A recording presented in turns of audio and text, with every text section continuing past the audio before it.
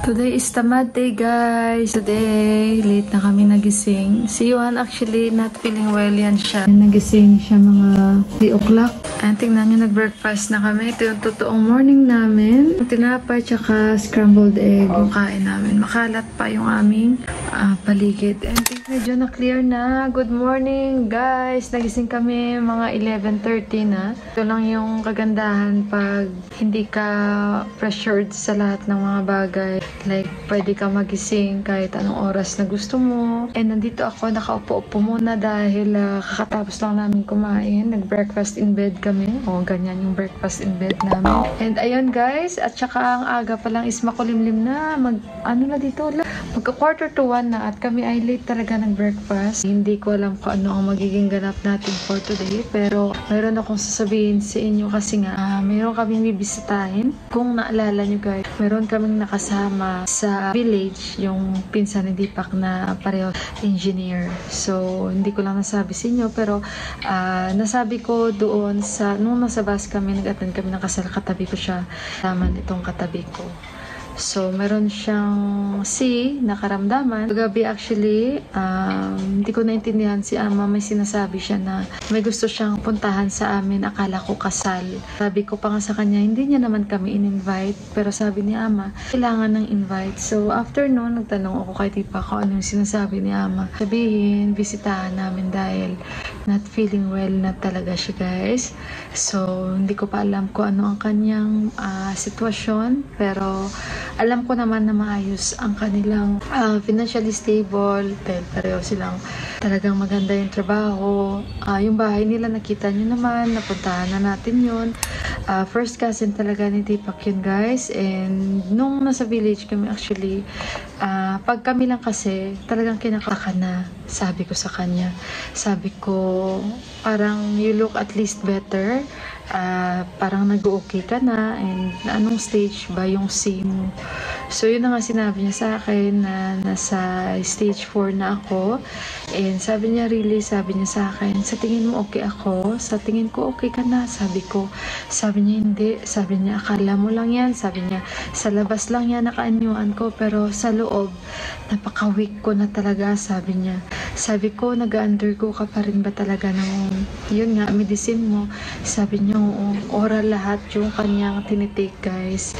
So, ayun, sinabi niya lahat sa akin kasi nga nagtatanong ako, marami akong tanong sa kanya since very open naman siya sa akin. Yun, na-touch din ako sa kanya kasi sinabihan niya ako na, alam mo ba, sabi niya, I admired your simplicity. So, doon ako na-touch sa kanya na although hindi kami lagi nag-uusap, hindi man kami nagsasama, pero nagulat ako doon sa sinabi niya. Nagsasama kami, guys, like every may mga okasyon, and kami dito, especially, and mabait po siya. Akala ko sa kasal mag-attend kami, hindi pala kasal.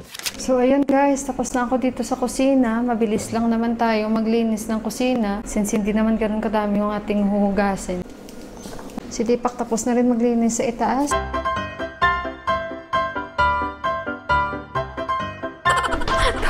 Tawa ko, maganda pa na exercise ito.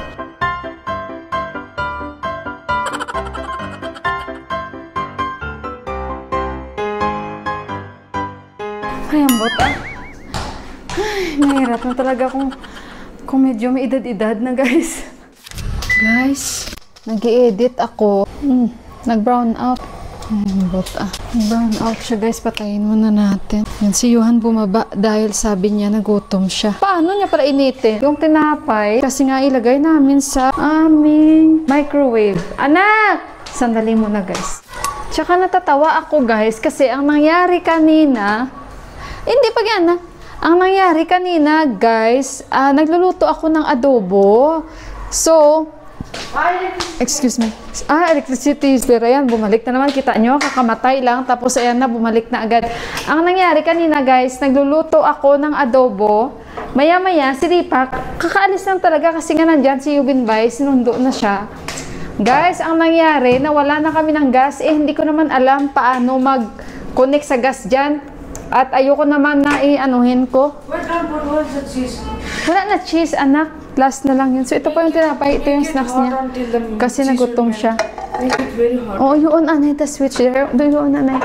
So, ngayon, guys, ang nangyari, Ha? Until the cheese will melt. Oo, so ngayon guys, ang nangyari, hindi man marunong syempre si Yuhan magpalit-palit dyan kasi may reserve kami, di ba?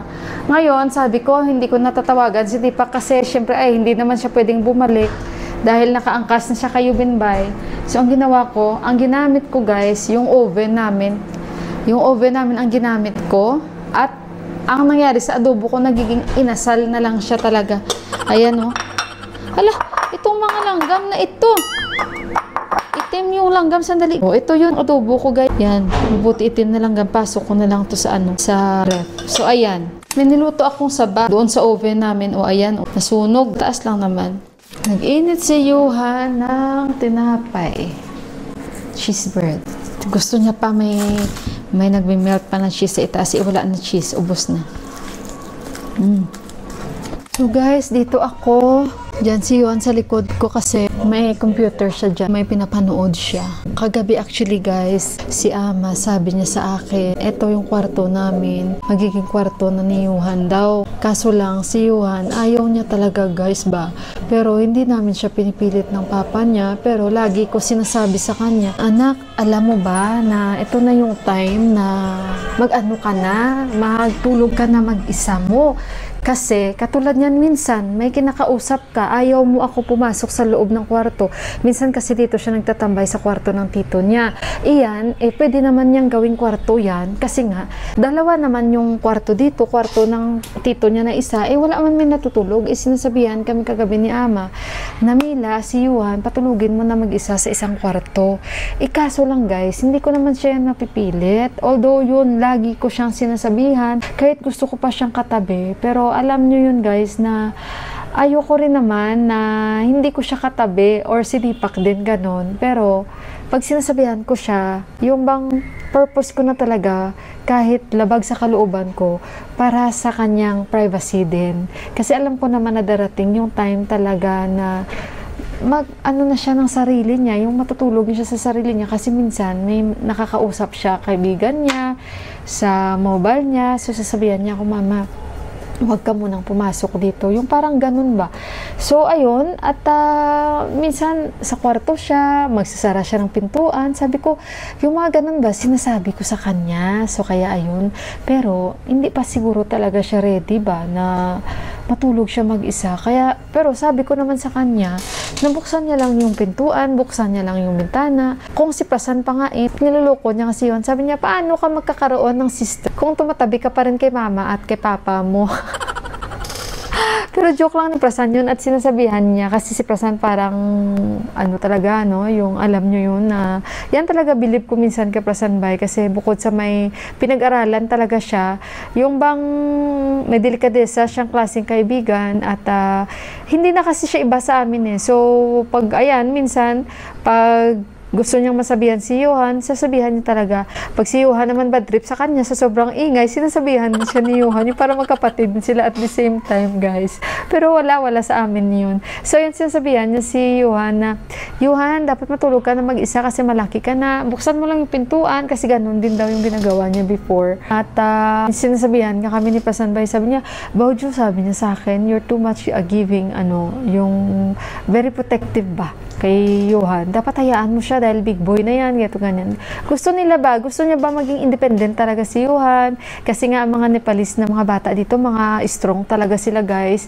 Yung hindi sila yung parang, kasi alam niyo naman tayo, maalaga tayo. Iba tayo guys hindi lang nila yun naintindihan. Hindi naman sa binibaby natin, pero iba tayo when it comes sa mag-alaga, kahit sa asawa natin. Yun yung hindi nila maintindihan sa atin kasi iba yung ways na pagpalaki sa kanila. Tayo kasi, yung nanay at tatay natin, sobra din namang malambing sa atin.